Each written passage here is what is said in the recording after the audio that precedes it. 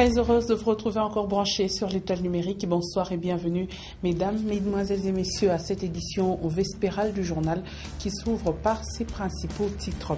L'assurance et la qualité de vie, c'est sous ce thème que l'on célèbre ce 29 juillet la journée internationale de la diversité socio-culturelle et la lutte contre la discrimination. Une journée qui intervient 24 heures après la fin de la fête culturelle organisée au Katanga.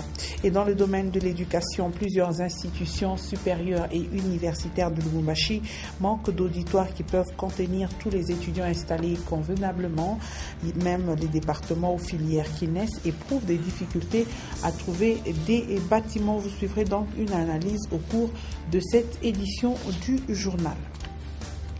Une fois de plus, bienvenue. Je le disais au sommaire, la communauté internationale célèbre ce 29 juillet la journée mondiale de la diversité socio-culturelle et la lutte contre la discrimination pour les peuples d'Afrique. La diversité culturelle africaine est une expression d'une même identité. Le thème retenu cette année est l'assurance et la qualité de vie. Ce reportage porte la signature de Edouard Congo. Assurance et qualité de vie, voilà le thème choisi par l'UNESCO en ce 29 juillet, jour de la célébration de la diversité culturelle et lutte contre la discrimination. Un jour particulier pour la RDC et surtout la province du Katanga, qui vient d'accueillir l'un des grands événements culturels à la dimension internationale. Pour le peuple d'Afrique, la diversité culturelle africaine est une expression d'une même identité et ceci est un facteur de développement incontournable. L'entrée en vigueur de cette journée a été marquée par la Convention sur la protection et la promotion de la diversité des expressions culturelles. De l'avis de quelques sociologues et anthropologues, l'échange culturel inégal a des conséquences non seulement d'ordre économique, mais aussi et surtout d'ordre social et moral. Certaines cultures sont menacées d'alternation, voire d'extinction. C'est par exemple celle des peuples autochtones ou des minorités dépourvues des moyens pour participer à la production et à la diffusion des biens et services culturels. Débuté le jeudi 25 juillet dernier, c'est hier dimanche que s'est clôturé le Festival national de Gungu au stade Frédéric Kibasa à Maliba. Tous les festivaliers qui ont pris part à cet événement culturel ont reçu des trophées et brevets des mains du vice-gouverneur du Katanga, Gilbert Paul Yav Chibal. Edouard Conkou et Freddy Boukele nous en parlent. C'est un pari gagné pour la province du Katanga qui a abrité la 13e édition du Festival national de Gungu. Pendant 4 jours, le stade Frédéric Kibasa Maliba était transformé en vrai village culturel et différents groupes folkloriques venus de tous les horizons se sont exprimés. Dimanche 28 juillet, jour de la clôture officielle de cet événement culturel basé sur le thème « La culture dans la diversité culturelle », le jury chapeauté par le professeur Witmulongo Kalonda Bampeta a, avant de remettre les trophées et brevets aux festivaliers, fait savoir qu'il ne s'est pas agi de la compétition ni concours, mais plutôt d'un échange culturel riche en couleurs. Le vice-gouverneur du Katanga, Gilbert Paul Yav Chibal, a commencé par remettre les trophées aux festivaliers des pays amis à la RDC, Namibie, Nigeria, Angola, Mali, Congo-Brazzaville et autres. Après, ce sont les festivaliers du Katanga, Bandundu, Maniema, Nord et Sud Kivu et Kasaï oriental qui ont été honorés pour leur participation. C'est au nom de son Excellence, Monsieur le gouverneur du Katanga, Moïse Katumbi Chapwe, que le vice-gouverneur a déclaré clos le Festival national de Gungu, édition 2013. Au nom de Monsieur le gouverneur de province, Moïse Katumbi Chapwe, empêché, je déclare close la 13e édition de Festnac à Lubumbashi et je vous remercie. Il faut noter que parmi les prix reçus par les festivaliers, s'y trouvaient également les produits Chalina, dont de l'entreprise Chemaf. Restons sur ce chapitre de la culture pour dire que les mœurs de la jeunesse katangaise risquent d'être bafouées à cause de l'affichage et projection des images érotiques et obscènes. Si les services habilités à réglementer ce secteur ne prennent aucune décision, on assistera à la dépravation des mœurs de celles-ci, considérées comme avenir du pays. Les détails avec Jean-Paul Malimba et Maurice Mazel. Les services chargés de la culture et de la jeunesse ont une tâche primordiale en ce qui concerne l'encadrement des jeunes gens en cette période où la mondialisation apporte en un laps de temps une diversité culturelle. Ces derniers jours, les Louchoises et Louchois assistent à un comportement inhabituel dans le port vestimentaire de certains adolescents et même de certains adultes qui, au nom de la mode, prennent pour modèle les acteurs de cinéma, les stars et d'autres vedettes de la musique nationale et internationale. Abandonnée presque à son triste sort, la jeunesse est emportée par ce courant vestimentaire sans se rendre compte que son apparence peut être à la base des violences sexuelles ou autres abus auxquels elle est exposée suite à la légèreté dans le vestimentaire. Les mœurs de la jeunesse louchoise risquent d'être bafouées face à l'affichage et projection à la télévision des images érotiques que la jeunesse suit à longueur des journées. En attendant, l'indifférence des responsables en charge de la culture et de la jeunesse choque l'opinion louchoise qui attend d'eux des mesures préventives pour inculquer tant soit peu à la jeunesse louchoise les bonnes mœurs. Nous allons rester sur ce chapitre de l'enfant, mais cette fois-ci pour parler de la justice. Vous le savez, cela fait exactement 2 ans que le tribunal pour enfants a été installé ici à Lubumbashi, mais jusqu'à présent, bon nombre de gens ne maîtrisent pas comment fonctionne cette institution de la justice. Plus de détails avec Rufin Kibombe et Freddy Boukele. Le tribunal pour enfants, c'est une juridiction spécialisée. Elle est spécialisée, cette juridiction, pourquoi? Parce que cette juridiction ne se rattache qu'à un seul sujet de droit, qui est l'enfant. Il faut qu'on se comprenne. Alors, en matière pénale, en matière des infractions, le tribunal pour enfants n'est compétent que des faits pénaux commis par un enfant. Donc, une personne âgée de moins de 18 ans. C'est lorsque la personne âgée de moins de 18 ans commet une infraction qu'on vient devant le tribunal pour enfants. Mais lorsque c'est un adulte qui commet une infraction sur un enfant, on va se référer aux juridictions ordinaires. Pendant les 2 ans, nous avons abattu un travail de titan, mais je dois vous dire qu'un tribunal comme celui pour enfants ne peut pas fonctionner avec un seul juge. C'est impossible parce que au sein de ce tribunal, il y a 2 chambres. La chambre de première instance qui siège à un seul juge, mais la chambre d'appel siège à 3 juges. De sorte que toutes les décisions qui ont été frappées d'appel pendant que j'étais seul ne pouvaient pas être examinées en chambre d'appel parce qu'il y avait un problème de composition. Je le disais en début de ce journal, les conditions d'études dans les secteurs de l'enseignement supérieur et universitaire laissent à désirer.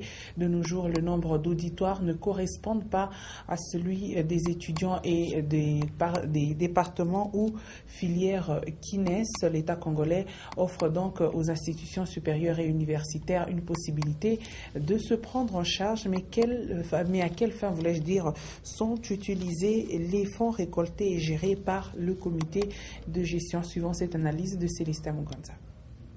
Les universités et instituts supérieurs de la République démocratique du Congo, plus de 50 ans après, doivent penser à révolutionner les choses dans le but de se mesurer aux autres universités du monde.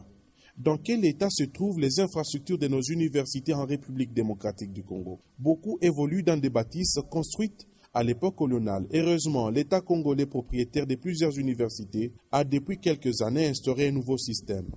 20 $ américains sont soutirés dans les frais de Minerval de chaque étudiant comme fonds de construction retenu à la source. Cette mesure vise à améliorer les conditions d'études des étudiants en leur dotant de nouveaux auditoires, des bancs, des laboratoires et même des centres de recherche. Où vont donc les sommes récoltées comme fonds de construction? Depuis quelque temps, certains mandataires de l'État à la tête des établissements supérieurs et universitaires de Lubumbashi font preuve de bonne gestion. Des auditoires, des laboratoires et autres infrastructures sont érigés sur fonds propres et grâce aux fonds de construction, les résultats sont visibles. Pour ceux qui ne matérialisent pas certains projets, seuls les étudiants qui payent en masse ces frais exigés sont sacrifiés. Aujourd'hui, il est donc clair que grâce aux ressources propres de nos universités, l'enseignement supérieur en République démocratique du Congo peut se relancer si et seulement si L'amour et la bonne gestion caractérisent différents membres des comités de gestion. Dans un tout autre chapitre à présent, échange de vues sur la problématique des diverses mises en demeure de la Direction générale des douanes et accises adressées aux commissaires en douane et aux opérateurs économiques. Voilà l'un des points inscrits à l'ordre du jour de la réunion des commissionnaires en douane et transitaires, rencontre tenue ce lundi 29 juillet à la Fédération des entreprises du Congo par le président Guy Kimenyembo. Suivez donc ces propos recueillis par Edouard Kanko. Les membres de la FEC, de la Corporation des transitaires en douane, et cette réunion a porté principalement sur les rapports que nous avons avec la DGDA Katanga, notamment suite à une série de mises en demeure que la DGDA a émis envers les membres de notre corporation. Et fort malheureusement, ils sont allés au-delà des membres de notre corporation vers les opérateurs économiques. Alors, étant donné qu'il faut toujours entretenir un climat des affaires serein, nous avons estimé que nous devons échanger sur la question, et notamment par rapport à l'attitude actuelle qu'a la DGDA envers les opérateurs économiques. Comme vous savez bien, elle est à la recherche des recettes, chose que nous accompagnons au travers de notre travail quotidien. D'ailleurs, vous le savez si bien, la DGDA a été publicité meilleure du pays, DGDA Katanga, en termes de recettes. Il ne faut pas oublier que les commissionnaires en douane les ont accompagnés dans cette mobilisation des recettes. C'est à ce titre-là que nous voulons que la DGDA puisse assurer un climat des affaires serein au sein de notre province. Et pour ce faire, nous tenons à ce que les contentieux pour lesquels ils ont envoyé des mises en demeure soient faits de manière administrative correcte. Il s'avère que cette dernière n'a pas respecté la procédure, se met à en mettre en demeure les membres de notre coopération pour les raisons qui leur sont propres. Nous avons estimé que nous devons nécessairement échanger et réagir à cela envers cette dernière. Parlons sport à présent. En prévision du match qui va opposer le samedi prochain au stade Mazembe, le tout-puissant Mazembe Anglibert affuse de Rabat. La mobilisation dans le camp de Corbeau a déjà commencé, d'où ce message de sensibilisation de Moïse Katumbi Tchapoué au micro de Chris Chitamba et Sylvain Moutambaye.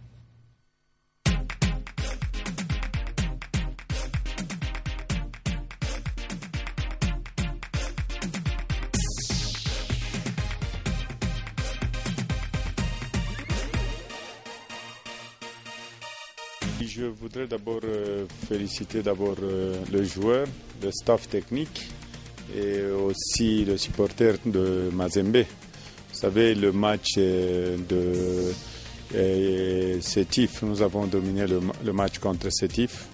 Alors, ce qui est important pour nous, c'est de gagner le match ici chez nous pour avoir le 4 points, mais tout dépendra de notre public. Donc, les supporters de Mazembe doivent venir appuyer leur équipe du début à la fin.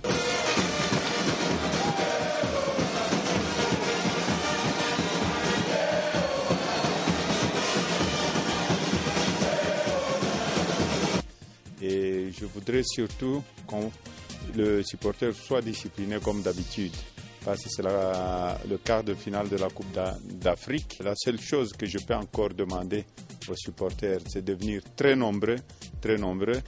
Et il y a aussi la boutique de Mazembe, parce qu'il y a beaucoup de choses piratées.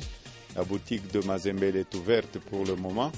Donc il y a beaucoup de choses qui sont arrivées. La seule façon d'appuyer leur équipe, c'est d'aller aussi acheter leur maillot. Moi-même, vous voyez ma tenue cette semaine, c'est le noir-blanc. Je demanderai à tous nos supporters d'être en noir-blanc pendant cette semaine et d'accompagner l'équipe à la victoire.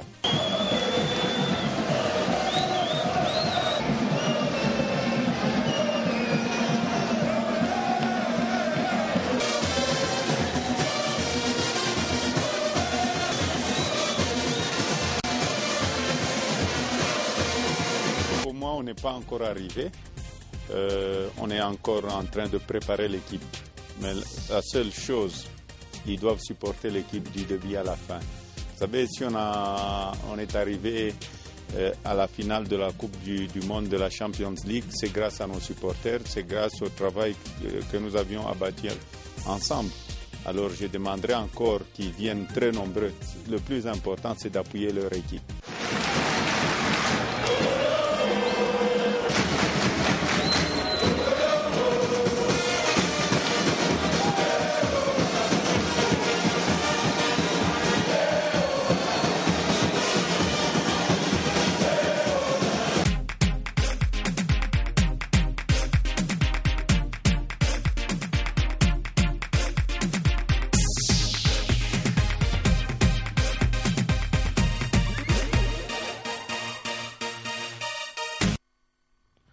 Donc, tous les Badiangwena sont attendus le samedi au stade TP Mazembe de Kamalondo. Nous allons rester sur ce chapitre de sport. Pour sa deuxième sortie à la Coupe du Congo de basketball, le BC Mazembe Dames a battu ce lundi la formation de Gazelle par 54 à 42. Suivez.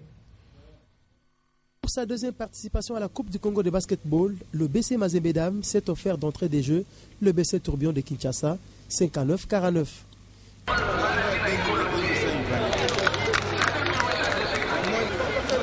L'équipe du Katanga fait un bon début des parties et domine le premier carton, 14-8. Mazembe s'appuie sur Kapinga, meilleure joueuse du match, pour mener à la mi-temps 30-22.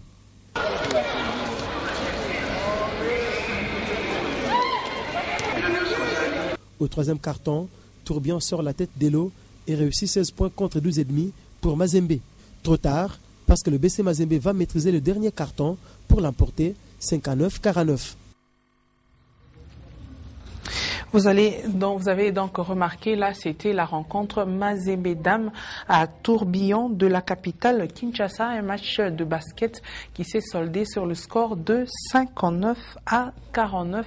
Et Mazembe donc s'est imposé sur Tourbillon. Par cette note se referme cette édition du journal. Je vous rappelle ses principaux titres avant de nous séparer. L'assurance et la qualité de vie. C'est sous ce thème que l'on célèbre ce 29 juillet la journée internationale de la diversité socio-culturelle et la lutte contre la discrimination. Une journée qui intervient 24 heures après la fête culturelle organisée ici en province du Katanga. Et dans le domaine de l'éducation, vous avez suivi plusieurs institutions supérieures et universitaires de Lubumbashi, manque d'auditoires qui peuvent contenir tous les étudiants installés convenablement. Même les départements ou filières qui naissent éprouvent une difficulté à trouver des bâtiments. Et c'est complètement terminé avec cette édition du journal. Le prochain rendez-vous avec l'actualité, c'est à 21h les news. À 23h, Sandra Omba va vous informer. Moi, je vous retrouve demain à 17h30 et 19h. Ça sera avec ce même et réel plaisir. Bonne soirée à vous tous.